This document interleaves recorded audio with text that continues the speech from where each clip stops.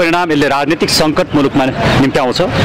प्रधानमन्त्रीले आफू अनकम्फर्टेबल भइसके पछाडि फ्रेस जनादेशमा जानको लागि संसद विघटन गरेको चाहिँ के हो भने अहिलेसम्म राष्ट्रपतिले यो स्वीकृति गरिसक्नु भएको छैन। 50-55 वर्षको दौरानमा 16वटा संविधान बनेका छन् त्यहाँ र फ्रान्समा। र राजा फाल्ने फेरि राजा ल्याउने, राजा फाल्ने फेरि राजा ल्याउने, कहिले राजालाई काट्ने कहिले रानीलाई काट्ने, दुईचोटि पटक पटक दर्जनौँचोटि उनले राजालाई अवसर दिएका हुन्। त्यसो भने आदरणीय दर्शक नमस्कार र अहिले हामीसँग कुराकानीका लागि हुनुहुन्छ वरिष्ठ अधिवक्ता डाक्टर सुरेन्द्र भण्डारी हुनुहुन्छ र विशेष गरी नेपाली राजनीति अहिले तरङ्गित भइरहेको छ।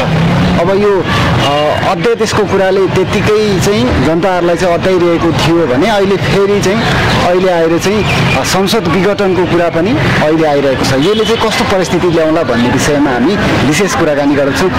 डाक्टर साहब यहाँलाई हार्दिक स्वागत छ। यहाँहरूलाई धेरै धेरै धन्यवाद।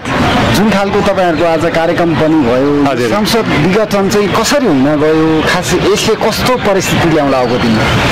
यहाँका दुईटा महत्त्वपूर्ण प्रश्न रहे, कसरी संसद विघटन हुन गयो र कस्तो परिस्थिति ल्याउला। म पहिलो प्रश्नमा नै केही कुरा राखौँ। संसद विघटन चाहिँ नेकपाभित्रको आन्तरिक कलह, आन्तरिक द्वन्द्व, आरोप र सत्तामा बस्नै पर्ने प्रवृत्तिको कारणले यो अवस्था आइपर्यो। एउटा निर्वाचित प्रधानमन्त्रीलाई संविधानले 5 वर्षसम्म सत्तामा बस्ने अधिकार दिन्छ, तर दलभित्रका अन्य नेताहरूलाई आफू पनि प्रधानमन्त्री बन्नुपर्ने जुन किसिमको सत्ता मोह र सत्ता लोलुपता जाग्यो, त्यो सत्ता लोलुपताको कारणले आफ्नै दलभित्रका नेताहरूले प्रधानमन्त्रीलाई हटाउने र विभिन्न किसिमका आरोपहरू लगाउने जुन काम गर्नुभयो, त्यसको परिणामस्वरूप प्रधानमन्त्रीले आफू सुरक्षित भएको ठान्नु भएन र उहाँले यो विवादको अन्तिम निष्कर्षको रूपमा आफूलाई सुरक्षित गराउने निष्कर्षको रूपमा संसद विघटन गराउनुभयो। यसले के देखाउँछ भने यो संसद विघटनको सम्पूर्ण घटना र परिघटनाहरू उहाँहरूको दलको आन्तरिक द्वन्द्वसँग सम्बन्धित छ भन्ने कुरा देखाउँछ। नम्बर 1। अब यसको परिणाम कस्तो होला भन्ने यहाँको जुन दोस्रो प्रश्न छ, यसले 2-3 किसिमका परिणामहरू निकाल्छ। एउटा परिणाम यसले राजनीतिक सङ्कट मुलुकमा निम्त्याउँछ, दोस्रो यसले संवैधानिक सङ्कट निम्त्याउँछ, तेस्रो एउटा समाजमा एक किसिमको कलह र अन्तर्द्वन्द्व यसले निम्त्याउँछ। म संवैधानिक सङ्कटबाट प्रवेश गरौँ। सबभन्दा पहिला त यो खालि संसदको प्रतिनिधि सभाको विघटन मात्रै होइन कि यसले संविधानलाई नै विघटन गर्ने दिशामा यो कदम अगाडि बढेको छ। किन संविधानलाई नै विघटन गर्न अगाडि बढ्यो भने प्रधानमन्त्रीले संसदमा यदि आफू असुरक्षित छु भन्ने लाग्थ्यो भने विश्वासको मत लिन सक्नुहुन्थ्यो। यदि उहाँलाई संसदमा विश्वासको मत नभइसके पछाडि उहाँ संसद विघटनको कदम लिन सक्नुहुन्थ्यो, तर उहाँले त्यो गर्नु भएन। एक। दोस्रो, अहिलेका प्रधानमन्त्री भनेको धारा 76(1) अन्तर्गतको प्रधानमन्त्री, अर्थात् पूर्ण बहुमत भएको लगभग 2/3 प्रधानमन्त्री। धारा 76(1) को प्रधानमन्त्रीलाई संसद विघटन गर्ने अधिकार छैन। धारा 76(2) अन्तर्गतको प्रधानमन्त्री उहाँ होइन, अर्थात् दुईटा दल मिलेर बनाएको प्रधानमन्त्री पनि होइन। उहाँ धारा 76(5) अन्तर्गतको प्रधानमन्त्रीले मात्रै संसद विघटन गर्न पाउने हाम्रो संवैधानिक व्यवस्था हो। अर्थात् एउटा दलले बहुमत ल्याएको अवस्था छैन, दुईटा दल मिलेर पनि मन्त्री परिषद बनाउन सकेनन् भने त्यस्तो अवस्थामा संसदको कुनै सदस्यले म प्रधानमन्त्री बन्छु र मन्त्री परिषद बनाउँछु भनेर राष्ट्रपतिलाई भनेर त्यस्तो व्यक्तिलाई मन्त्री परिषद गठन गर्ने अवसर दिँदाखेरि पनि संसदमा विश्वास प्राप्त गर्न सकेनन् भने त्यस्ता प्रधानमन्त्रीले चाहिँ संसद विघटन गर्न पाउने हाम्रो संवैधानिक व्यवस्था हो। त्यसैले हालका प्रधानमन्त्री ओली धारा 76(5) अन्तर्गतको प्रधानमन्त्री नभएको कारणले उहाँले संसदको विघटन गर्ने जुन यो कदम छ, यो कदम चाहिँ असंवैधानिक देखिन्छ। तर हामीले यसलाई संसदीय परम्पराका आधारमा हेर्ने हो भने तपाईँले ब्रिटेनलाई हेर्नुहोस् या अन्य कुनै पनि पार्लियामेन्ट्री फर्म अफ डेमोक्रेसीलाई हेर्नुहोस्, प्रधानमन्त्रीले आफू अनकम्फर्टेबल भइसके पछाडि फ्रेस जनादेशमा जानको लागि संसद विघटन गरेका प्रशस्त उदाहरण छन्। विगतमा पनि प्रधानमन्त्री गिरिजाप्रसाद कोइरालाले संसद विघटन गरे जसलाई अदालतले मान्यता दियो, तर प्रधानमन्त्री मनमोहन अधिकारी या सूर्यबहादुर थापाले गरेका संसद विघटनका प्रयासहरूलाई अदालतले मान्यता दिएन। किन दिएन भने उहाँहरू मेजोरिटीको प्रधानमन्त्री हुनुहुन्थेन। त्यसैले मेजोरिटीको प्रधानमन्त्रीले चाहिँ संसद विघटन गर्न पाउँछ, मेजोरिटी नभएको प्रधानमन्त्रीले चाहिँ संसद विघटन गर्न पाउँदैन भन्ने हाम्रो विगतको सिद्धान्त छ। यसलाई कन्स्टिट्युसनल कन्भेन्सन पनि भनिन्छ र अदालतको प्रेसिडेन्ट सिद्धान्त पनि भनिन्छ, नजिर पनि भनिन्छ। यसको चाहिँ अब अवस्था यो पनि विघटन हुने सम्भावना। त्यसैले अब यो विषय चाहिँ संविधानलाई अक्षरशः हेर्ने भने प्रधानमन्त्री ओलीले संसद विघटन गर्न पाउने देखिँदैन। तर कन्स्टिट्युसनल कन्भेन्सन र पार्लियामेन्ट्री फर्म अफ डेमोक्रेसीलाई हेर्ने हो भने उहाँले संसद विघटन गर्न पाउने देखिन्छ। अब यो कुरा चाहिँ कसले व्याख्या गर्ने त भन्दाखेरि अदालतले व्याख्या गर्ने हो। त्यसैले यो मुद्दा अदालतमा जान्छ।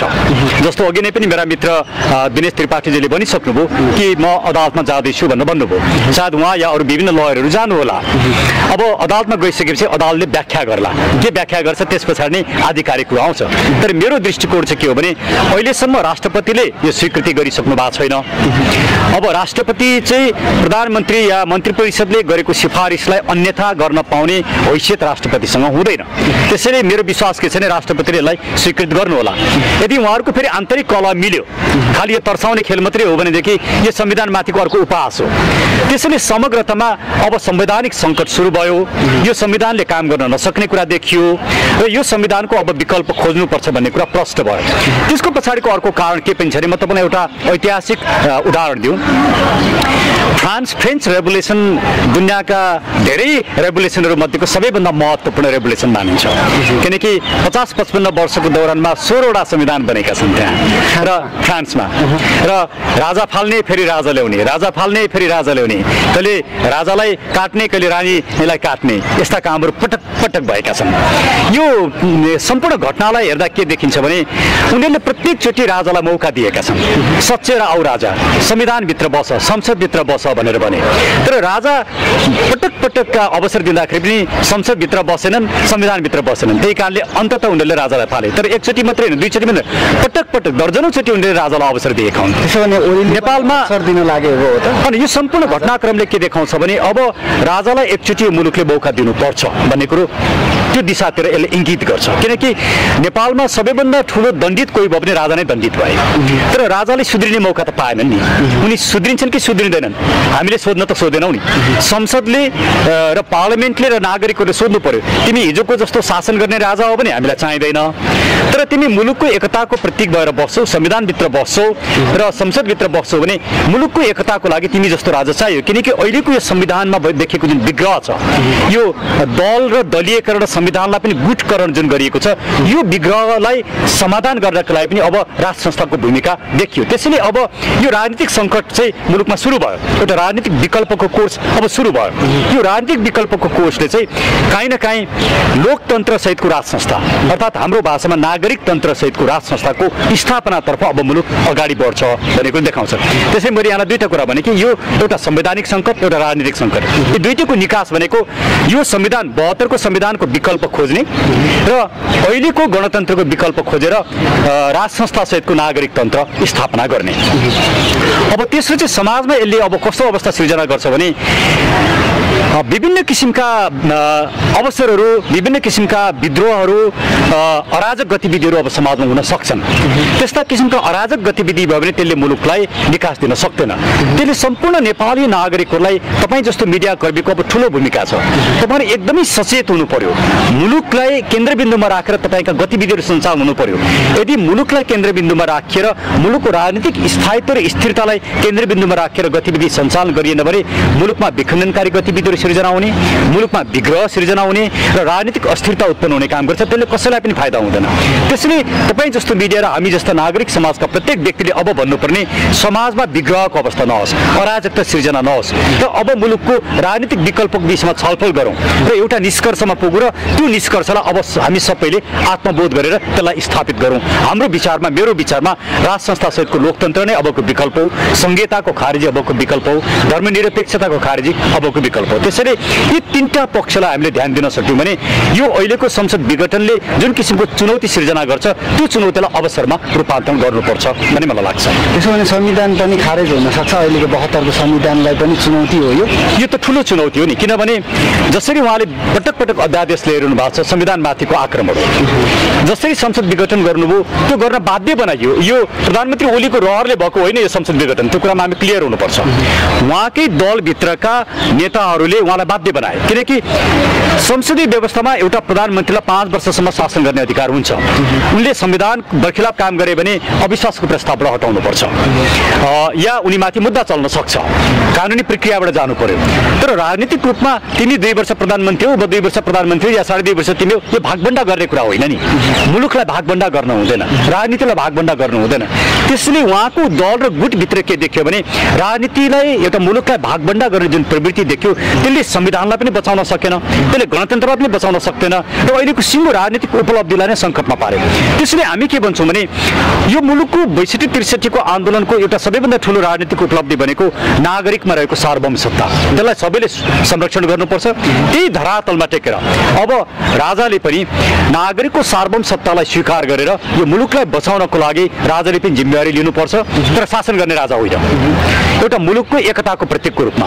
र अब अहिलेका दलहरूले र अबका नेताहरूले पनि अब आउट अफ द बक्स आउने बेला भयो। अब मुलुकलाई ध्यानमा राखेर अब विकल्प खोजौँ भनेर आउनुपर्छ। अब कसरी पनि लिडे ढिपी गरेर मुलुकलाई तहस-नहस गर्ने, राजनीतिक विशृङ्खलतामा लाने काम गर्न हुँदैन। यो मेरो सबैलाई आग्रह पनि मेरो यही हो। प्रधानमन्त्रीजीको यो कदमलाई चाहिँ कसरी हेर्नुभयो तपाईँ? यो कदम असंवैधानिक छ, मैले भने यो कदम असंवैधानिक छ धारा 76 अन्तर्गत। र कन्स्टिट्युसनल कन्भेन्सनलाई हेर्ने हो भनेदेखि प्रधानमन्त्रीको प्रेरोगेटिभ हो। यो विषयको एउटा यकिन जवाब त अदालतले नै दिनुपर्ने हुन्छ।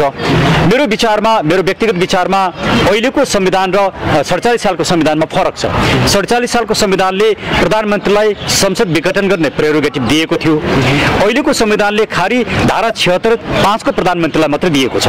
त्यो आधारमा संवैधानिक रूपमा बोल्दाखेरि प्रधानमन्त्री खड्गप्रसाद ओलीलाई संसद विघटन गर्ने अधिकार छैन, तर उहाँलाई संसद विघटन गर्न बाध्य बनाइयो। त्यो चाहिँ दलभित्रको आन्तरिक कलह र राजनीतिक भागबन्डा, मुलुकलाई नै भागबन्डा गर्ने प्रवृत्ति र आफू नै शासन सत्तामा बस्नुपर्ने प्रवृत्ति, यो चरम राजनीतिक विशृङ्खलताको उपज चाहिँ संसद विघटन हो। त्यसैले यो चरम राजनीतिक विशृङ्खलताको अन्त्य चाहिँ अब यही संविधानभित्र सम्भव छैन। र अर्को एउटा कुरा म तपाईँलाई उदाहरण दिउँ, फ्रान्सको क्रान्तिको 200 वर्ष पछाडि फ्रान्सको क्रान्तिलाई उत्सव मनाउने बेलामा ब्रिटेनको महारानीलाई फ्रान्सले बोलाउँछ। ब्रिटेनको महारानी त्यहाँ जान मान्दिनन्। किन मान्दिनन् भने फ्रान्सको संविधान त ब्लड सेडमा आधारित छ, रक्त पिपासु एउटा क्रान्तिमा आधारित छ। त्यसैले म त्यसमा जान चाहन्न भन्नु भने, किनकि त्यो पटक पटक राजाहरूलाई ल्याउने, फाल्ने, मार्ने काम गरियो। त्यसैले हेर्नुहोस्, यो संविधानमा 72 सालको संविधानमा पनि प्रष्ट रूपमा हाम्रो विगतको यो रक्त पिपासु जुन युद्ध छ त्यो युद्धलाई अहिले वैधानिकता दिएको छ। यसमा शान्तिको कुरा भन्दा युद्धको कुरा छ, ब्लड सेडको कुरा छ। त्यसैले यो संविधान त कुनै पनि हालतमा स्वीकार्य थिएन नै। यो संविधानको अन्त्य त जरुरी नै थियो, तर यो संविधानको अन्त्यको एउटा कारक तत्त्वको रूपमा चाहिँ खड्गप्रसाद ओली आफै उभिनु भयो। अहिलेका दलहरू आफै उभिए, प्रचण्ड आफै यो संविधानको अन्त्यको कारक तत्त्व हुन्। त्यसैले उहाँहरूले नै यो संविधानलाई अन्त्य गर्दै हुनुहुन्छ।